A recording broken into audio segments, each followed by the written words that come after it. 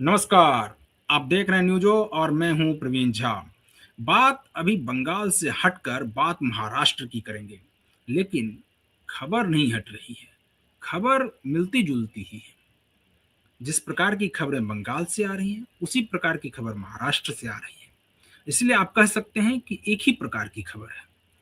बंगाल में भी पहले वहां पर विधायक टूटकर अलग हो गए, अब सांसद टूटकर अलग हो गए।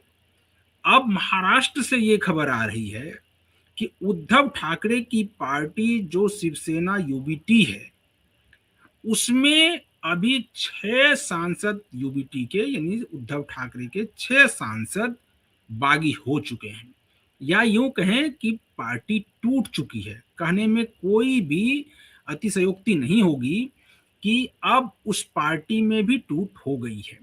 क्योंकि आप देखिए कि एक दिन पहले भी, इससे पहले भी एक बैठक बुलाई गई थी उद्धव ठाकरे के द्वारा, उद्धव ठाकरे के आवास पर।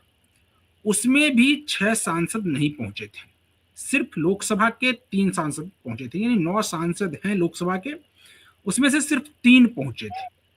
और 6 सांसदों ने ये कहते हुए आने से इनकार कर दिया था कि उनके अपने अपने क्षेत्र में अलग अलग काम है और उसमें वो व्यस्त हैं, इसलिए ऑनलाइन जुड़ेंगे।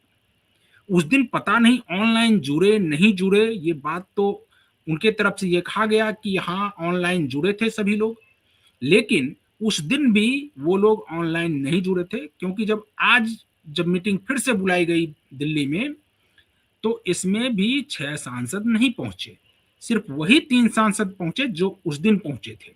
यानी कि इन लोगों को पहले से ही पता था कि ये लोग पार्टी अब छोड़ रहे हैं, इसलिए जाने की कोई बात है ही नहीं। और इसको सबसे ज्यादा अगर किसी ने इन लोगों को अलग करने में पार्टी से भूमिका निभाई, हालांकि हैं उनके वो बहुत करीबी, लेकिन भूमिका निभाई तो वो है संजय राउत।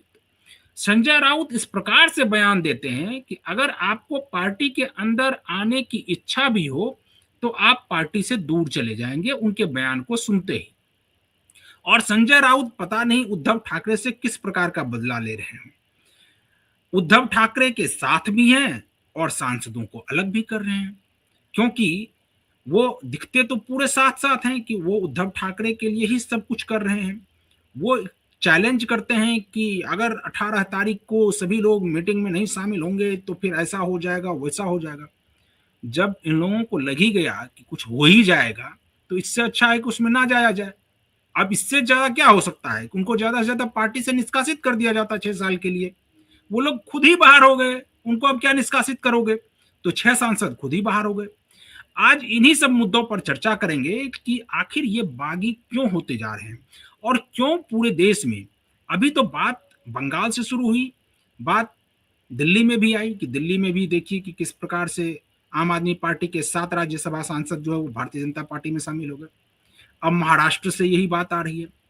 कहा यह जा रहा है कि यूपी में भी टूट की खबर आई है और यूपी में भी हो सकता है कि अखिलेश यादव की पार्टी टूट जाए।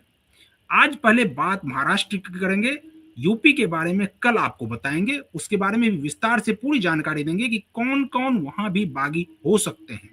तो पहले बात महाराष्ट्र की, आज इसी पर बातचीत करेंगे। और इस वक्त हमारे साथ जुड़े हुए हैं राजनीतिक विश्लेषक हैं और वरिष्ठ पत्रकार हैं संजीव प्रियदर्शी। संजीव जी, ये आखिर हो क्या रहा है? पूरे देश में बंगाल का साइड इफेक्ट होने लगा है क्या, या आफ्टर इफेक्ट होने लगा है? नमस्कार प्रवीण जी, हमारे दर्शकों को भी मेरा नमस्कार। देखिए, चुनावी राजनीति में जीत और हार दो ही चीज होता है। ये नैतिकता, ये प्रेम, सौहार्द, ये सब कहने की बातें। जब लोकसभा चुनाव जब हुआ था उसमें महाराष्ट्र में बहुत अच्छा प्रदर्शन महाविकास आघाड़ी ने किया, यानी वहां का जो महागठबंधन है, इंडिया गठबंधन को महाविकास आघाड़ी नाम दिया गया और बीजेपी वाले नेतृत्व को महायुति का नाम दिया गया। तो उस समय लोकसभा चुनाव में तो बहुत बेहतर प्रदर्शन किया गया, लेकिन लोकसभा चुनाव के प्रदर्शन के बाद ये लोग आपस में इतने लड़े और मौका देखकर, चूंकि शिंदे काफी लोकप्रिय भी हैं, फडणवीस भी काफी लोकप्रिय हैं, फिर मोदी जी की भी वहां लोकप्रियता है। और ये हमें नहीं भूलना चाहिए कि वो महान महाराजा छत्रपति शिवाजी महाराज की धरती है। और बिल्कुल। एक चीज, दो चीज भूले उद्धव ठाकरे, दो चीज भूले, थोड़ा मैं ज्यादा समय लूंगा। पहली चीज वो भूल गए कि ये छत्रपति शिवाजी महाराज की धरती है, वहां उन्हीं के भगवे को छोड़कर वो कहां चले गए। दूसरी बात, वो अपने पिताजी के मूल्यों को भूल गए।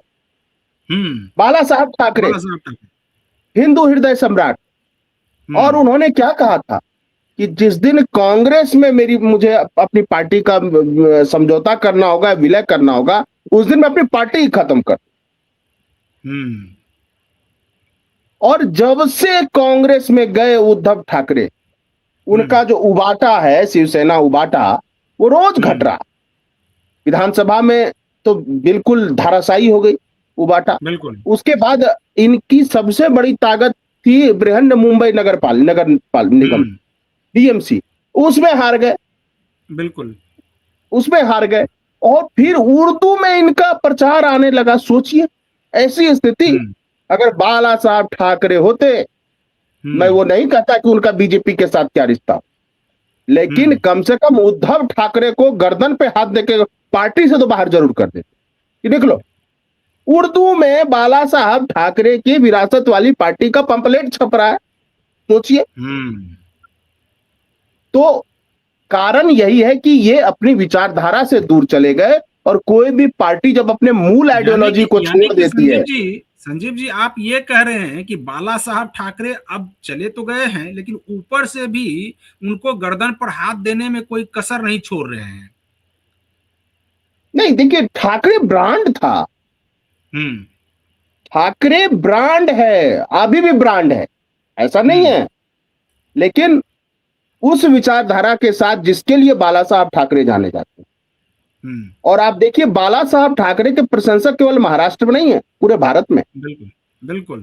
तो अपने पिताजी की विचार को छोड़ दिया, और केवल क्या, आप देखिए, एक आइडियोलॉजी थी उनकी बाला साहब ठाकरे की, वो किंग मेकर थे, वो किंग नहीं बनना चाहते। ये किंग बनने की चाहत रखने लगे। और हमेशा याद रखना चाहिए, राजनीति में किंग मेकर भी बहुत बड़ा होता है। क्या संघ परिवार प्रधानमंत्री बन रहा है, राष्ट्रपति बन रहा है, लेकिन किंग मेकर है, और वो ताकत है। तो एक मॉरल पावर था बाला साहब ठाकरे के पास, वो ठाकरे परिवार ने लूज कर दिया। वो लूज कर दिया। और जो 6 उनके सांसद, मुझे लगता है वो तो 6 क्या 7 की चर्चा हो रही है, एक और बढ़ गया है, 9 में 7 की चर्चा हो रही है।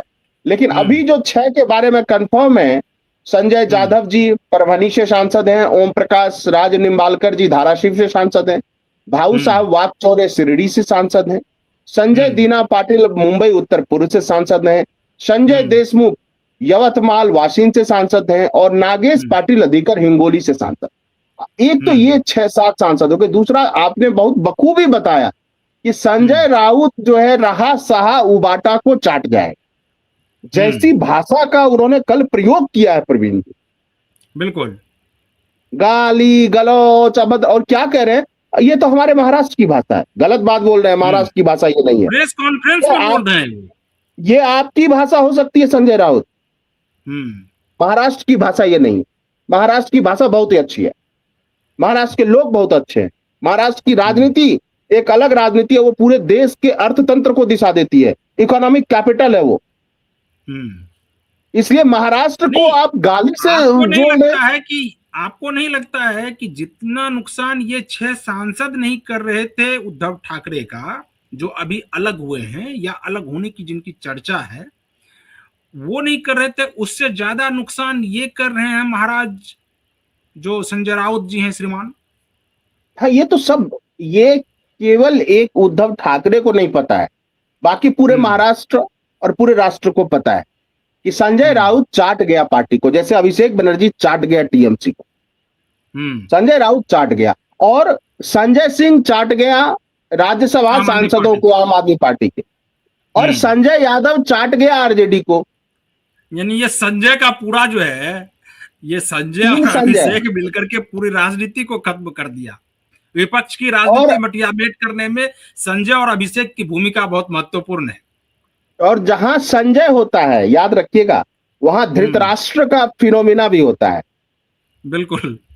क्योंकि धृतराष्ट्र को ही दिखाता था ये। वो तो बेचारे आंख से दिव्यांग थे, धृतराष्ट्र, महाराज धृतराष्ट्र, लेकिन ये लोग आंख वाले दिव्यांग है, आंख रहते दिव्यांग, इनको दिखता नहीं है। ऊपर से क्या कहा संजय राउत ने कि 15-15 करोड़ रुपए की पेशकश की जा रही है सांसदों। उस पर तो एक अलग, उस पर तो महुआ मोइत्रा ने ट्वीट किया कि बस 15 करोड़। अरे हाँ, अच्छा, हमारे यहाँ से नहीं, तो जो नहीं, गए हैं उनको तो 40 करोड़, 4 करोड़ पहले अपफ्रंट मनी, और उसके बाद जो है 36 महीने के लिए 1-1 करोड़ अलग से, यानी कि 40 करोड़। आपके यहाँ बस 15 करोड़।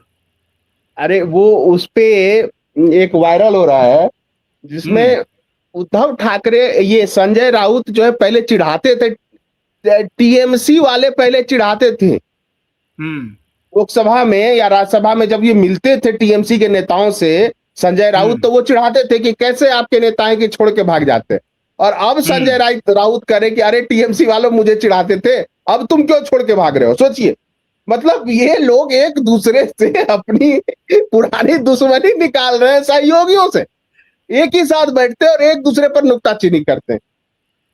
तो देखिए, अभी जो संजीव जी, एक आखिरी सवाल लेंगे। अभी जो ये सभी लोग एक गुट बना करके, गुट यानी कि सभी जो छोटे छोटे दल हैं, क्षत्रिय दल, ये लोग ये सोच रहे थे कि किसी प्रकार से चलो कम से कम कांग्रेस में ही सभी लोग मिल जाते हैं और फिर कांग्रेस वर्सेस बीजेपी हो जाएगा पूरे देश में, और हर आदमी को जो अभी जिस पार्टी के नेता का जहां पर प्रभुत्व है उसको वो राज्य दे दिया जाएगा कांग्रेस की तरफ से, और फिर भारतीय जनता पार्टी के खिलाफ अकेले अपोजिशन में कांग्रेस रहेगी और चुनाव लड़ेगी।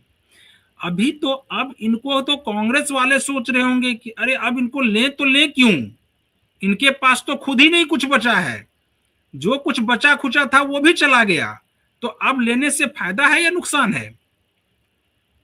अब देखिए कांग्रेस वाले क्या सोच रहे हैं, बस मैं उस पर यही कहूंगा कि अभी राज्यसभा चुनाव हुआ है झारखंड में, पर्याप्त संख्या रहते हुए प्रणव झा को कांग्रेस और जेएमएम जिता के नहीं ला पाई, या जेएमएम, आरजेडी, माले सब ने इनको धोखा दे दिया। जयराम महतो ने भी निर्दलीय विधायक, और वहां से निर्दलीय उम्मीदवार जीत गए राज्यसभा चुनाव। तो कांग्रेस में देखिए क्या है और विपक्षी दलों में क्या है, वो नैरेटिव तो बहुत बनाते हैं, जमीन पर कुछ है। और अभी तो 545 लोकसभा सीटों पर लड़ रहे हैं। जो संख्या बल, देखिए ये जो संख्या बल एनडीए का बढ़ रहा है या बीजेपी समर्थित या बीजेपी का बढ़ रहा है, और 362 टारगेट है बीजेपी का, या उसमें कुछ लोकसभा सांसद जो एब्सेंट हो जाए क्योंकि उनको पास कराना है परिसीमन बिल और महिला आरक्षण, और 850 सीटों पर चुनाव होगा। अब तो वो संख्या लगभग संजीव जी, अब वो संख्या उसके आसपास अभी एनडीए पहुंचती हुई दिखाई दे रही है, क्योंकि आप उधर से देखिए डीएमके की तरफ से भी ये कहा जा रहा है कि वो आगे आने वाले समय में हो सकता है कि बिल के समर्थन में हो, तब तो फिर वो संख्या भी पहुंच ही जाएंगे, खास करके अमित शाह जो लगा रहे हैं दिमाग कि उस हिसाब से, और अगर उसमें नहीं आएंगे तो इस प्रकार से आएंगे जिस प्रकार से अभी हो रहा है हर जगह। देखिए जिस तरह से आरजेडी के एमएलए और माले के एमएलए ने आज झटका दिया कांग्रेस उम्मीदवार को राज्यसभा चुनाव में झारखंड में, तो पता नहीं अब सपा के कितने सांसद इधर हैं उधर हैं। और कुछ इंटरनल देखिए क्या है कि सीटों की संख्या बढ़ेगी तो नॉर्थ इंडिया को फायदा है, तो भविष्य में सपा को फायदा होगा, आरजेडी को फायदा होगा, क्योंकि सीटें बढ़ रही हैं। बिल्कुल, संख्या के आधार पे होगा, जनसंख्या के आधार पे परिसीमन। और डीएमके को आश्वासन दिया गया है कि तमिलनाडु में जो आप कहेंगे वो कर दिया जाएगा। अब सोचिए, और जो डीएमके ने कांग्रेस के लिए कहा उसके बाद कुछ बचा? सब कुछ देखिए, चुनाव में इनको पता चल गया विपक्ष के नेताओं को कि अब अगले 10-15 साल अभी बीजेपी प्लस एनडीए है, और यही वजह है कि विपक्षी खेमे में भगदड़ है। नंबर बारी बारी से सबका आ रहा है, सबका है, अभी कुछ का है, सबका है। चलिए संजीव जी, तो आज हम लोग इस डिबेट को यहीं पर खत्म करते हैं, कल किसी और मुद्दे के साथ फिर हाजिर होंगे। तब तक जो दर्शक हमारे इस वीडियो को यूट्यूब चैनल के जरिए देख रहे हैं, चैनल को सब्सक्राइब जरूर कर लीजिए और कमेंट जरूर कीजिए कि आपको ये डिबेट कैसा लगा। बाकी तमाम खबरों के लिए बने रहिए न्यूज़ों के साथ। मुझे और संजीव जी को दीजिए अनुमति। नमस्कार।